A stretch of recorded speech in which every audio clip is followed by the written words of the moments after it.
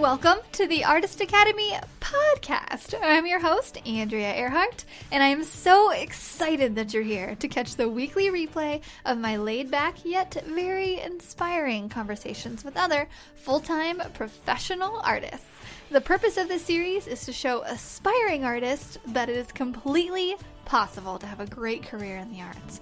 And if you ever want to tune in and have your questions answered in real time by myself or featured guests, then just check out the schedule over at facebook.com/groups/Artist Academy every Tuesday to catch us on live. I'll see you there.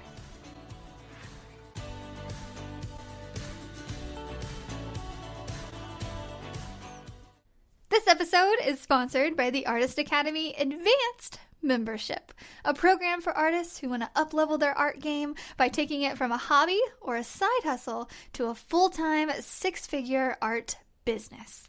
With weekly trainings that include step-by-step proven art business techniques, plus painting tutorials from yours truly and other guest artists who are masters in their field, you will be well equipped to learn and grow into the highly skilled and highly profitable artist you know you're meant to be. I've figured out what it takes to build my own six-figure art business, and now my heart is set on teaching aspiring artists like you to do the same. It's not hard, but it does require your time and dedication. So, if you're up for the challenge, go to advancedmember.com. That's advancedmember.com to learn more.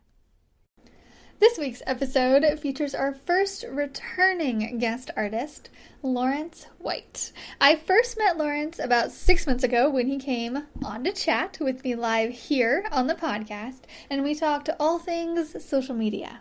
So this time, it was nice to just catch up with Laurence and see how his social media strategies are working and how he's been able to take the transition from doing art part-time to doing art the majority of the time while still taking side jobs here and there. Laurence is well on his way to becoming a completely full-time professional artist, and I think it's so interesting to talk to those who are in the middle of it all, who are doing the work and who are transitioning from the 9-to-5 and on to this amazing entrepreneur career.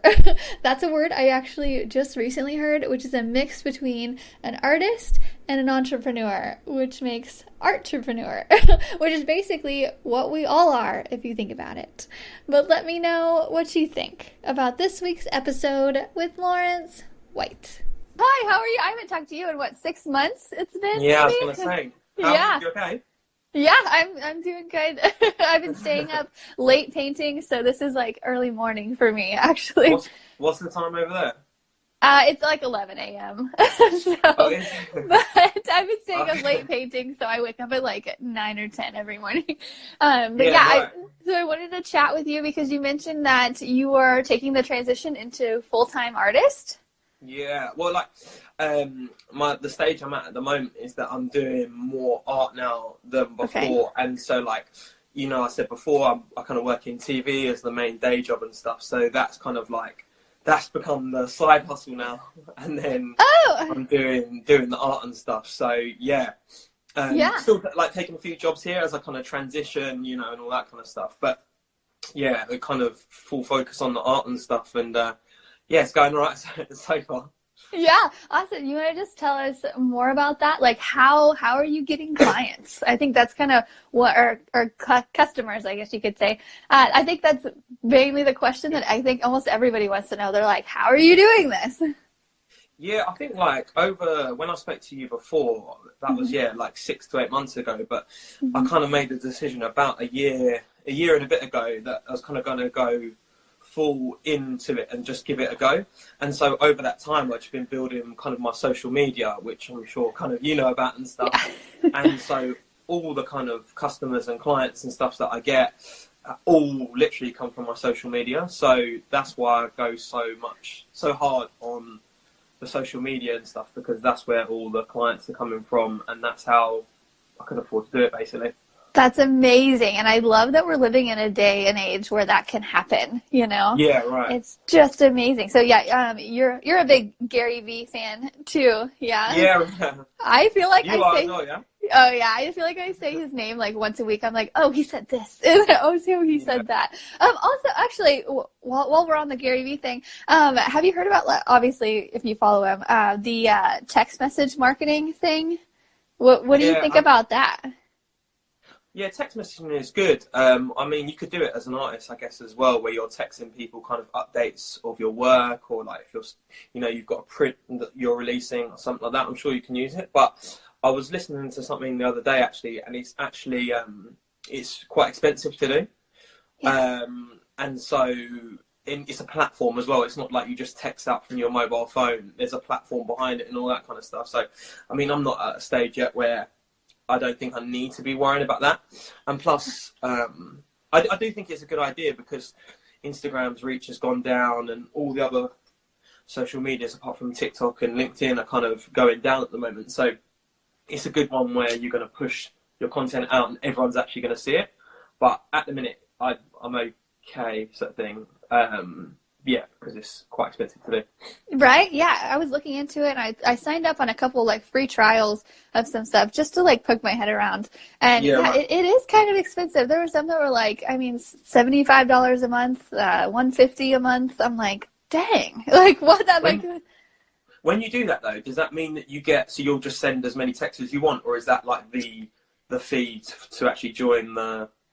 No, so it's a monthly plan, and it's like, I think you could maybe send like 500 texts a month with the like $50 a month plan, and then it's like, I don't know, $750 with the 75, something like that. Yeah, there's like options and stuff. Yeah, right. Yeah. Yeah, but yeah, and a lot of them are really cheesy because they're like, hey, text the word art to 5555 or whatever. I'm like, that just sounds like a commercial. Like that doesn't sound authentic at all. So I'm interested to see how that's going to develop in the next couple of years and how affordable it's going to be and how more like non-commercial it's going to be. But yeah. Yeah, I think my kind of plan at the minute, I don't know about you, but it's kind of more perfectly executing on the platforms that I'm already on rather than taking on a new one at the moment, because TikTok for me is still fairly new and still kind of getting used to that. So I think that's a trend that I'm trying to jump on more so than text. Yeah.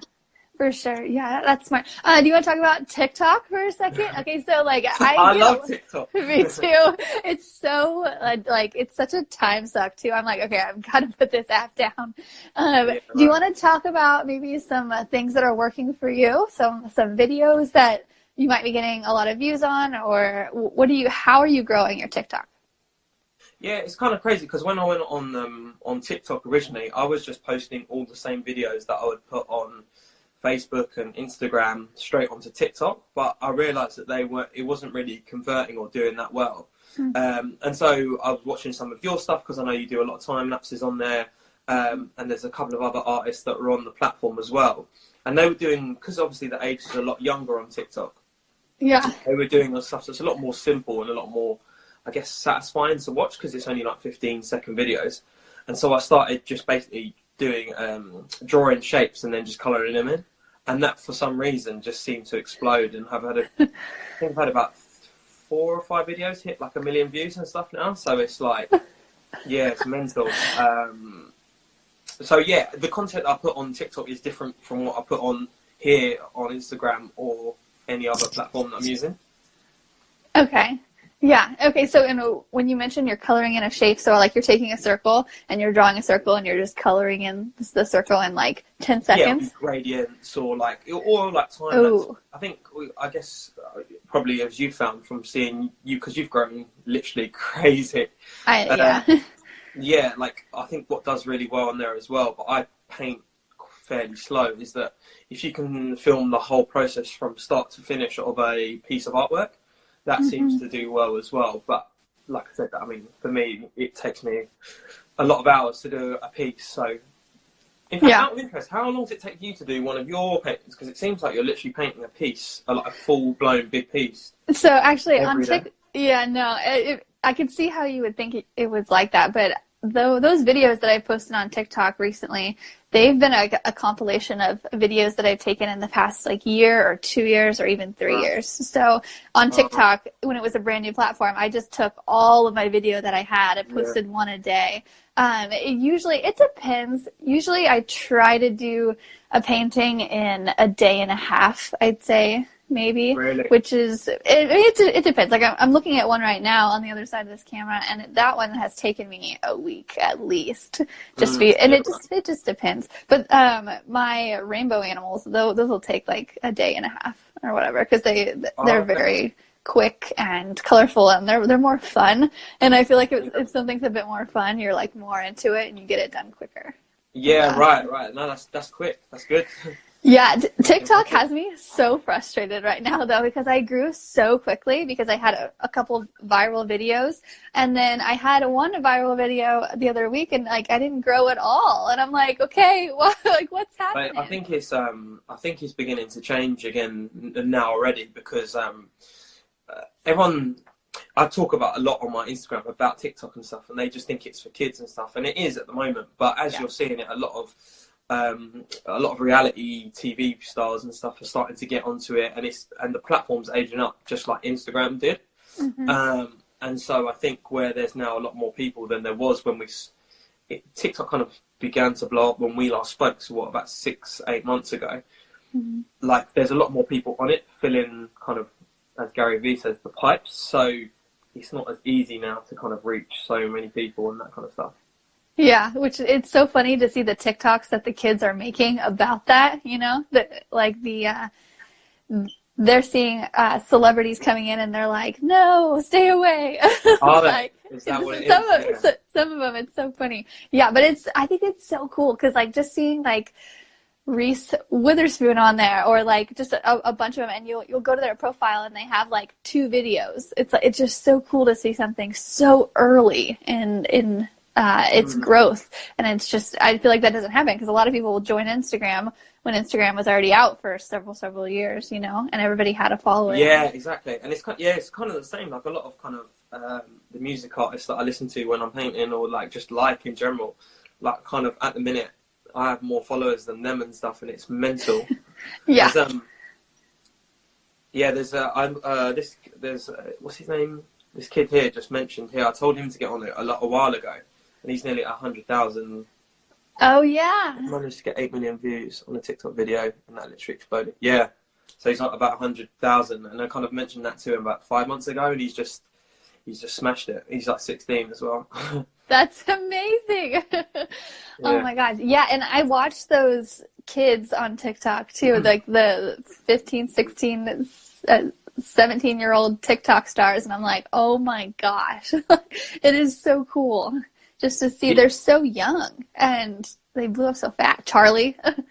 Yeah, exactly. And I think it's kind of, I don't think that brands are taking it serious yet though, because it doesn't really hit a lot of their age group sort of thing. So I don't think they fully take it serious yet. But when they do, then it will kind of blow up, I think. Yeah. Fashion Nova and all of that. Like there are some on there, but not quite. I'm interested to see how it's going to grow in the next while. I need to start focusing on TikTok. I'll go through waves. I'll focus on TikTok for like 2 weeks, and then I won't for 2 weeks, and I'll go back, and Have you got plenty of videos still to be posting up and stuff? No, that's the thing. I like ran out of videos, so I'm like, okay, I gotta get creative with it. But I think like, what are you at? You're like 200 and something thousand. Like you're going to be. I think if you had that on Instagram, I mean, I know. Yeah. Like, why are they converting over? Like, kids, follow me on Instagram. Like, I'm just as cool over there. Yeah, right. Yeah. But yeah. So, what are your plans right now? So are you currently working on the Marilyn Monroe one, or is that one finished? Yeah, so, I mean, I'm hoping that this one will be finished today. I'll be able to get that one done. And then I'm literally running a poll on my Instagram at the moment of whether I should paint Conor McGregor, because he's got a fight coming up this month, or Muhammad Ali. And I think it's looking like Muhammad Ali, so I think I'm going to paint that next. But that's a bit of a weird way of doing it, because I usually paint by a request sort of thing. But I've got a couple of those that I'm going to work on in the background, but also I want to do some of my own stuff or stuff that I want to paint rather than, do you know what I mean? Someone telling me what they want and me doing it from there. Do you know what I mean? Yeah, yeah. So taking audience requests, that's smart. I mean, a lot of people will be like, I don't know what to paint. I'm like, just ask your audience. Like they're going to tell you what they want to see, you know? Oh, yeah, right. Yeah, but I feel like a lot of us artists too, we're like, no, I want to paint what I want to paint. But it's just, that's really smart to be listening to your audience and considering what they want. Yeah, exactly.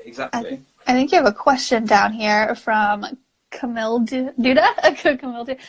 Laurence, you sketching with the stencil style or going back to the more blended style? So yeah, I've been playing around with, because this is a lot more of a different style to what I usually paint. I think this one I'm doing at the moment, which is a more stenciled style, it's a lot more current in that I think it's more likely that people will buy it almost. Do you know what I mean? And I think that, you know, now taking it a bit more serious and stuff, I think that's kind of the route I want to go down. Not to say that I won't do it, but I quite enjoy doing it in this style, and I think that I can do that style, so I've done it, and now it's time to try something a little bit different, do you know what I mean? And kind of evolve a little bit, Yeah. Awesome. Okay, so I have a question, actually. I was just talking to an artist about this the other day. So since a lot of your stuff, all of your customers come from online, a lot of artists have trouble with closing the deal. So a lot of, like, they'll get a customer that'll text them and who is really interested in buying a piece from them, but for some reason they just don't buy. So what's your process of just like, so say I DM'd you on Instagram. I was like, hey, I really love this piece. How much is it? And you tell me how much it is, and then it's silence. Do you message them again? Like, how does this conversation usually come? Okay.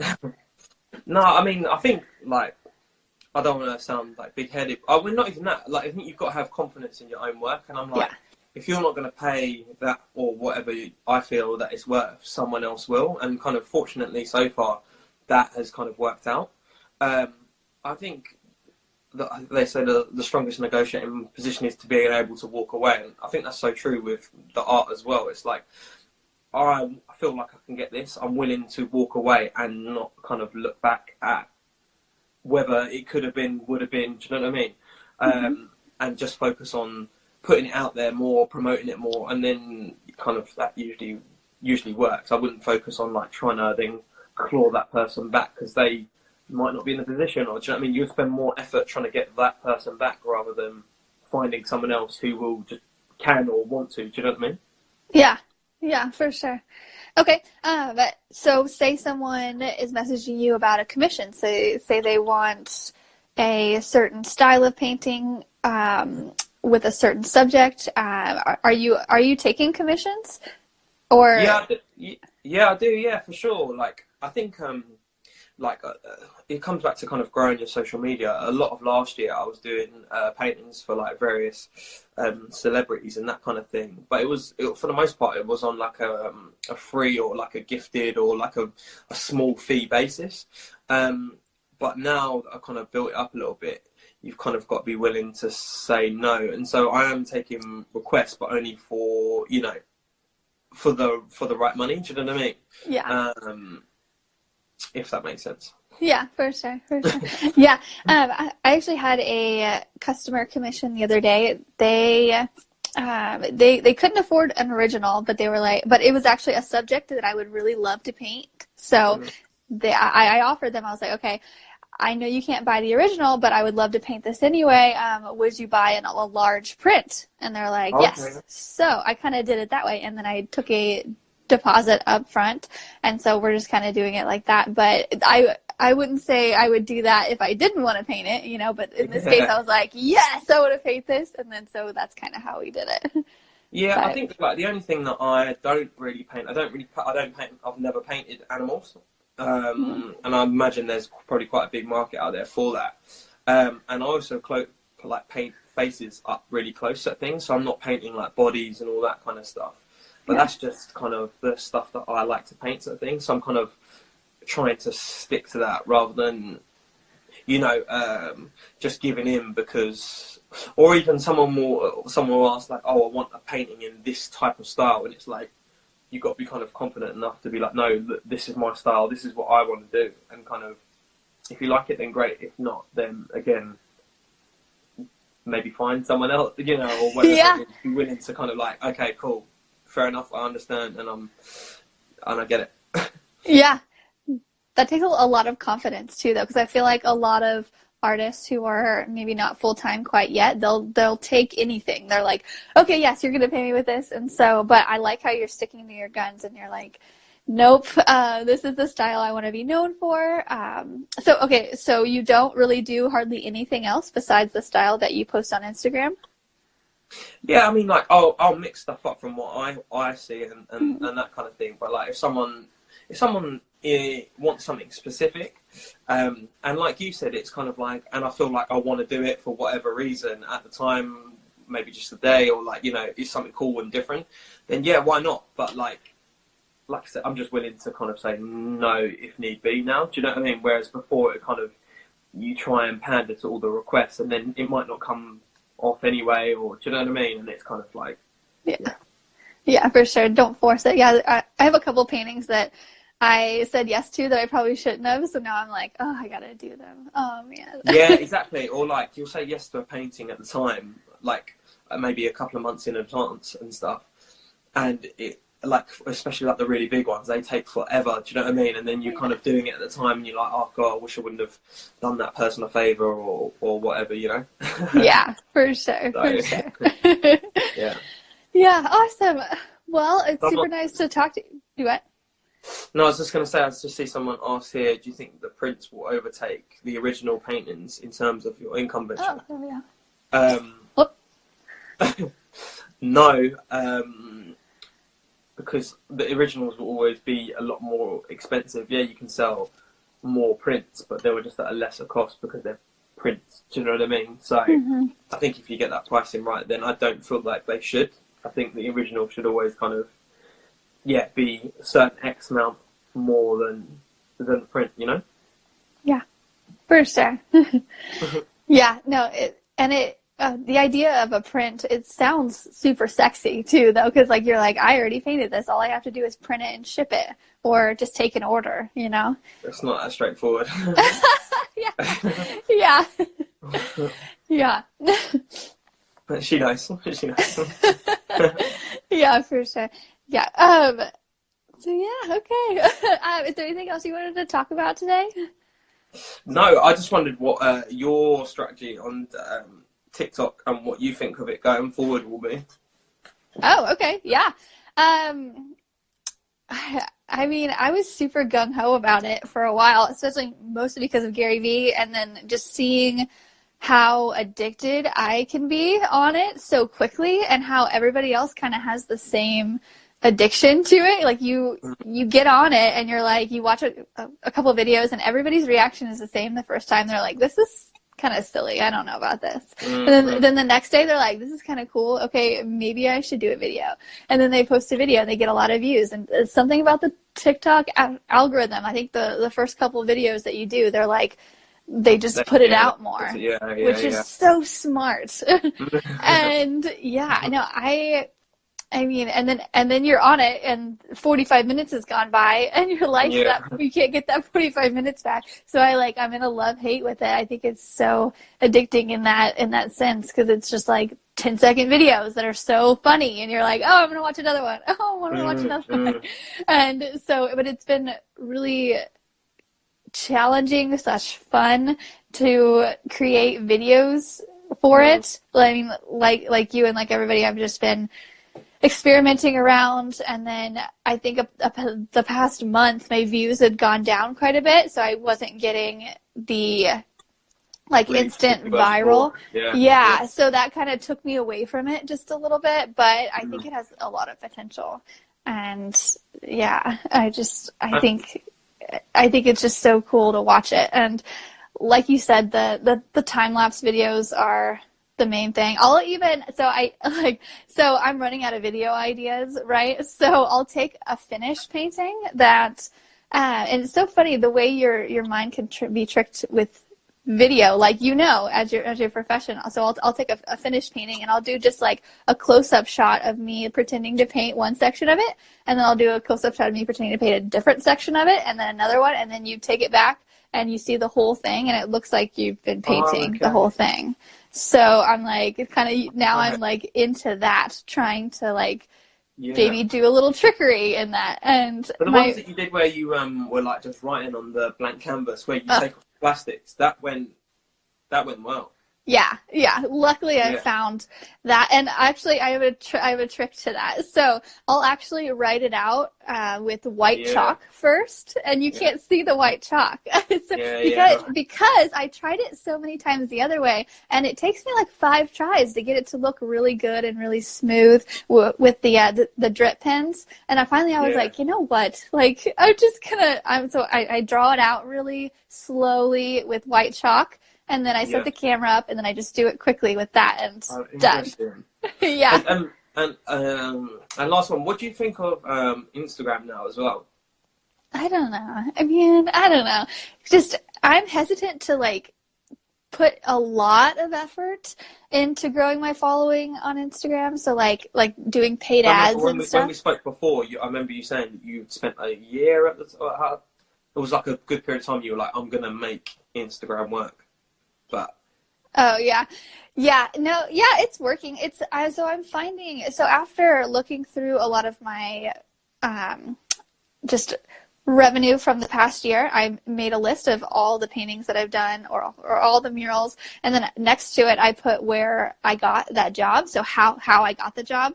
And a lot of it this year was networking and Facebook, not as much Instagram, and which is interesting. Right.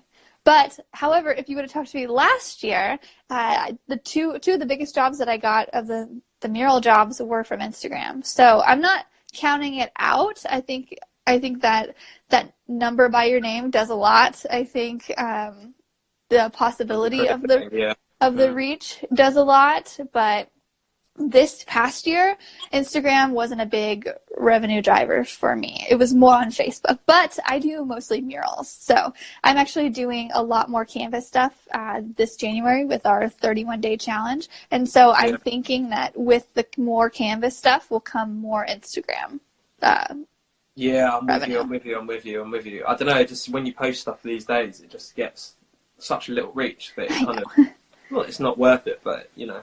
Yeah, and, I follow a couple Instagram influencers kind of a thing, and I was listening to them talk about it, and their take on that, which I'm also developing, or which I'm also taking into, is that, the Instagram algorithm, it works for the viewer, like it's not working against us, it's working for the viewer. So if just you want to see your stuff, then you'll see it. Yeah, and so like it's time to level up, on Instagram. So making your stuff, like taking your most liked photo or your most liked video or whatever that is, and figuring out what it is people like about that and just redoing it, whether it's like a really big painting, so you do more big paintings, or I don't know. Like, I actually follow some girls who are influencers on Instagram, and they do stuff in their bikinis more. And it's because of the algorithm. They're like, I know that, even though they're saying a lot of stuff about fitness that's really helpful, they're like, I know if I'm on there in a bikini saying the same stuff as if I were in a t-shirt, I'm going to get more views. And they're like, it's not about exposing myself. It's about like beating the algorithm. I'm like, man, I'm not about to paint in a bikini, but that's an idea. So just maybe I should whip the top off and start painting the top of it.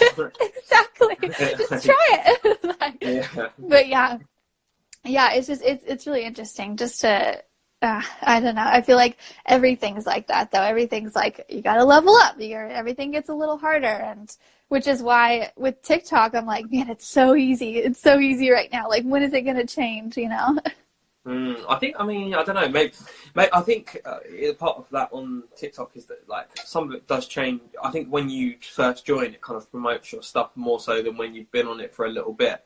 I do think that, like, you know, in a year's time, whatever, stuff will begin to slow down again, and it will kind of, yeah, it'll get a bit more normal, because at the moment it's kind of crazy, like, what you can post a picture and you get, like, hundreds of thousands of views.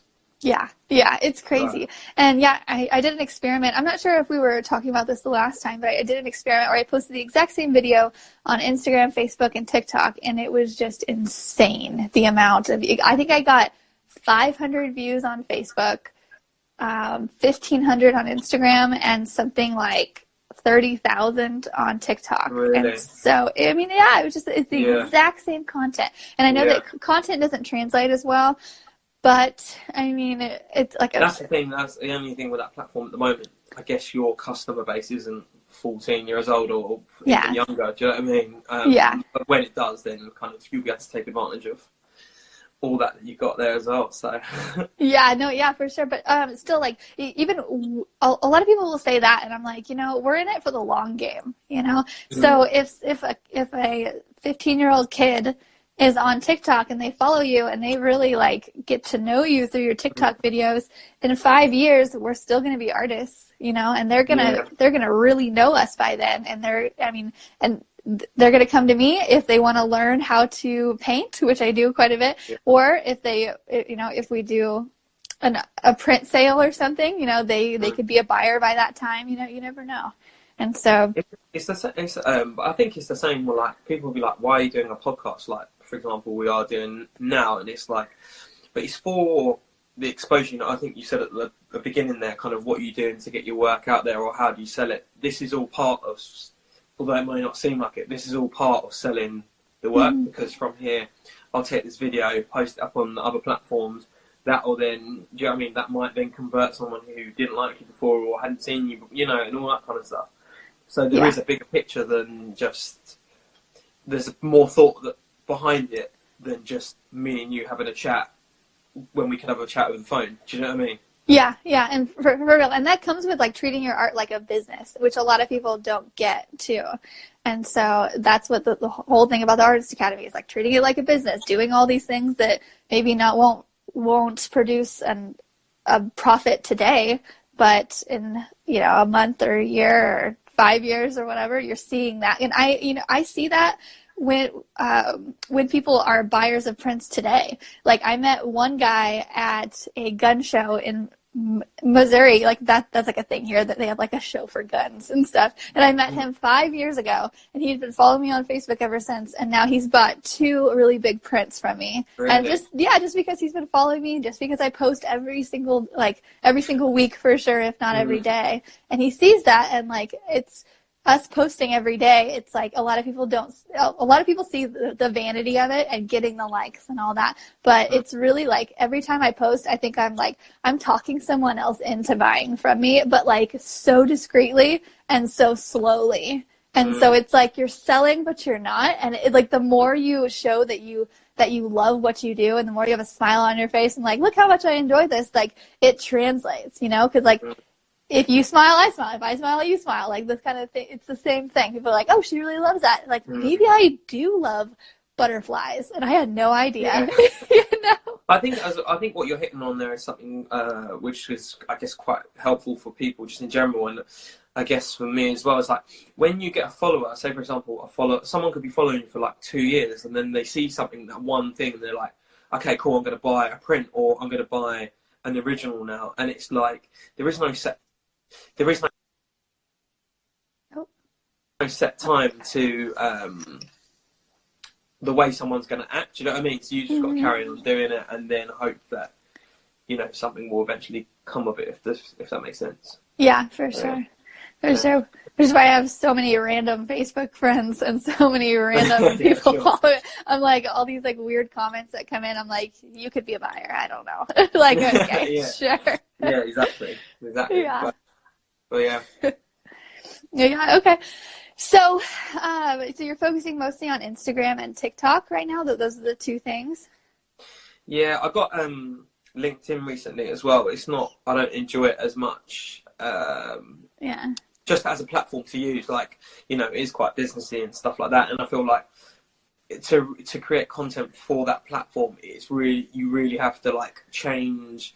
You can't slightly alter what you're doing. Like they want to hear business content, so then you start talking about how to sell art and blah blah blah, which is not so much what I enjoy. It's more kind of doing the art, and that's just a byproduct of it. Do you know what I mean? Like the videos and all that kind of stuff of actually doing it, whereas you kind of create specifically for that. So yeah, those are my main two anyway.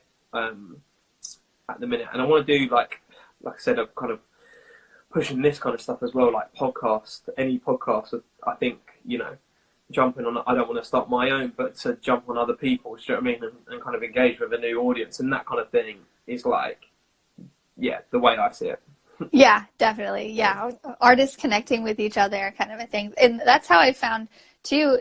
With starting this podcast, like, I'm really just interviewing people that I would like to meet, who I follow on Instagram, you know? So I'm networking with you and with your audience and everybody else's audience. And I found that just starting a podcast is a really great networking thing. And that's networking is how I built my mural career here around Missouri. And so that's just, and I love it. Like, I thought that I wouldn't be able to like talk to a microphone for 30 minutes on a solo episode, but I'm like, just talking away, like, it's about something I like. So yeah, podcasting is great. Yeah, and I think like it's that's what I'm gonna try to continue to do this year as well. Is kind of network with people that are in that niche. It was very much kind of I was just doing my own thing, and you know, you're beginning to kind of pick up followers and blah blah blah, and you know, and see people that are doing similar things. But this year it'll be kind of like going to events and you know, networking with those kind of right people. And yeah, we'll see how that goes. Yeah. One thing I found for like locally, if you're wanting to build it locally, I don't know if you guys have like these. We have charity banquets to where like a nonprofit will have like an annual charity banquet where they go and they have a dinner for everybody that donates, and then they raise money. Yeah, I mean, I haven't been in, like, I think as well, like, just collaborating in any sense, kind of, now I am going to have a bit more time to do that kind of stuff. I'm like, yeah, like, say yes, and then we'll work it out from there. So, like, any of that kind of stuff, any kind of, like, collaborations, I'm more than, like, I want to do that. Do you know what I mean? And I think that it's getting out your comfort zone a little bit and just going for it. I know that for a lot of people that message me anyway, a lot of it is kind of like, oh, I don't think I'm good enough, so I'm not going to put myself out there. But it's kind of like, this is scary. Do you know what I mean? People are going to see this. A lot of people will see this chat, but as scary as it is, I guess you kind of just got to push through it. Do you know what I mean? Because it's weird being on the other side of the camera when I'm usually filming people from the other side. Do you know what I mean? So for sure. Yeah, it's kind of it's daunting, but you kind of just got to do it. Yeah.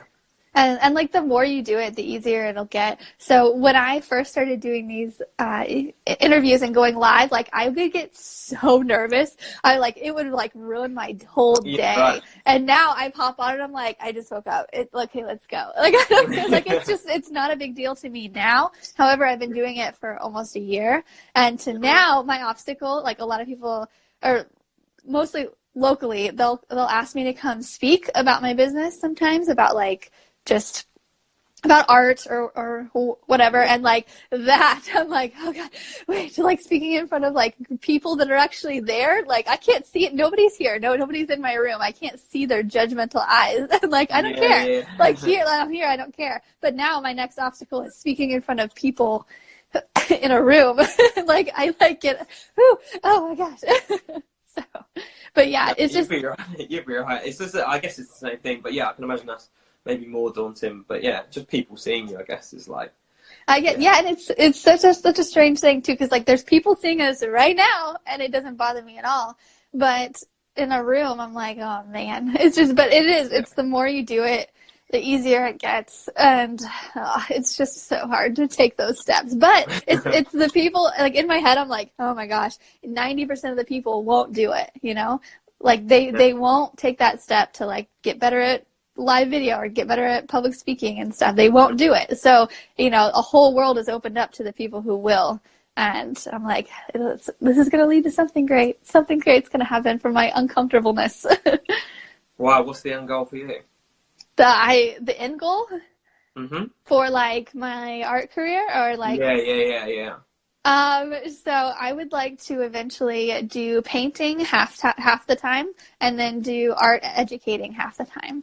So I want my income to be split up between the two, because I'm finding I love to paint, but I also really love to teach. And so and I think having the balance in there of just, you know, doing a little computer work sometimes and putting down the paintbrush, it makes me appreciate picking up a paintbrush more, and vice versa. And so I'm finding like having a balance of those two. Yeah, that's so true. Yeah. Because like, I mean, everybody's like, oh, you get to paint for a living. And I'm like, yeah, but like, I don't want to paint rocks sometimes. You know, like, that doesn't sound fun. But yeah, what's the end goal for you?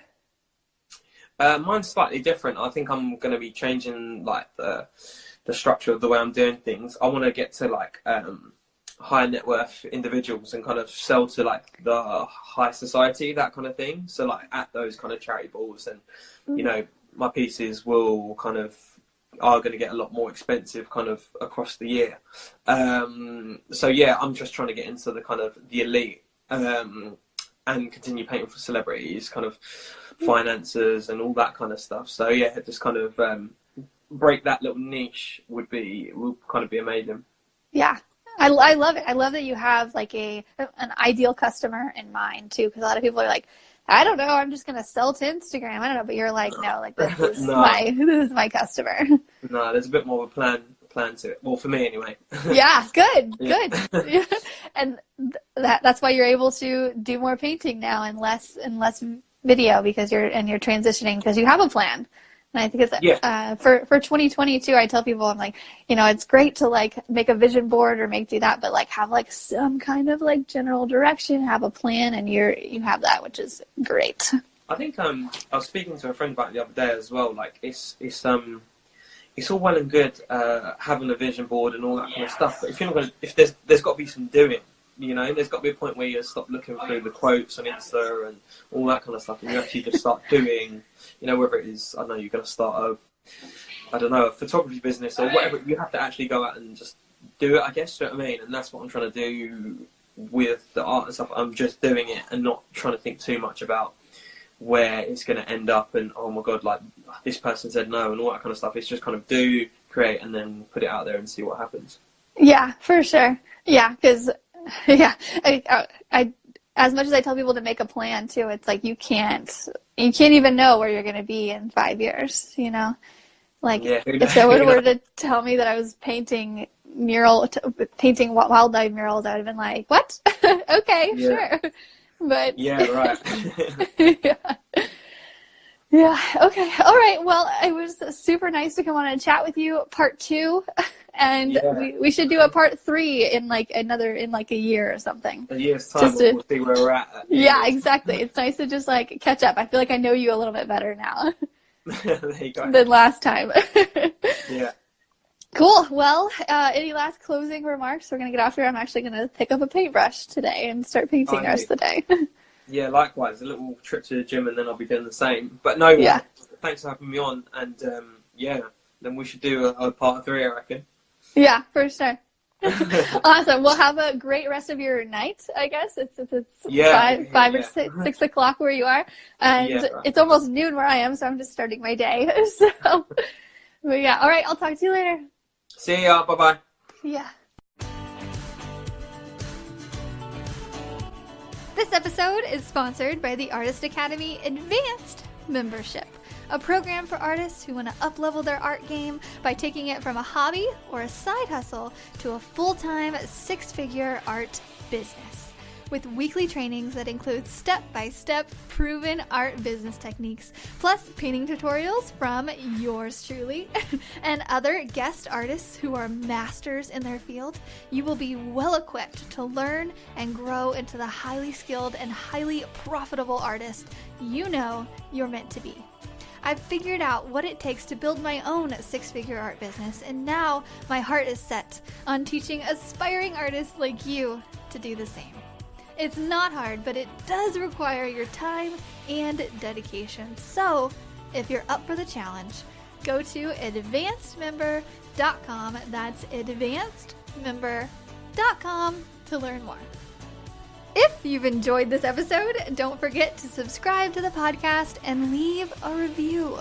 If you review our podcast and send a screenshot of that review to me on Instagram, I am at Art by Andrea Earhart. I will then promote your art on my story and tag you as a little thank you for helping me grow this podcast and our Artist Academy community. I have a reach of over 50,000 on Instagram, so this is a little help me to help you incentive. Also, if you ever want your questions answered in real time by myself or featured guests, then just hop on over to facebook.com/groups/Artist Academy to check out the schedule every Tuesday to catch us on live. I'll see you next week.